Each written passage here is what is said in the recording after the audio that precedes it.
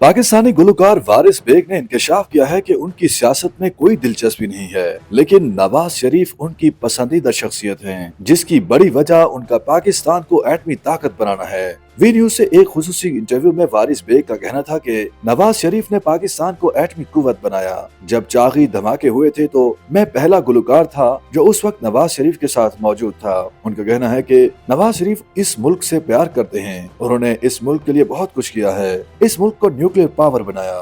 नवाज शरीफ एक मुहिब वतन पाकिस्तानी हैं। एब्सोल्युटली नॉट, मियां नवाज शरीफ ने ही कहा था जब बिल क्लिंटन ने 4 बार फोन करके धमाके करने से रोका था, लेकिन नवाज शरीफ ने मुल्क की खातिर उस दबाव को नहीं देखा और मुल्क को एटमी कुव्वत बना दिया।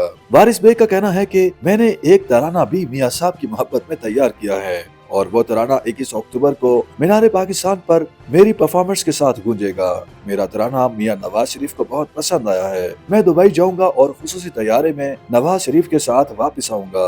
मियां साहब ने मुझे दुबई बुलाया है और मैं उनके साथ वापस आऊंगा। तैयारा कहाँ उतरना है इसका मुझे इल्म नहीं, इस्लामाबाद उतरेगा या लाहौर, हमें अभी इस बात का इल्म नहीं। उन्होंने बताया कि मैं जब ज़ेरे तालीम था उस वक्त से मेरी मोहब्बत नवाज शरीफ के साथ रही है। मुझे अगर सियासत में लोगों की खिदमत करने का मौका मिला तो मैं जरूर करूंगा, लेकिन मेरा किसी से कोई इख्तिलाफ नहीं।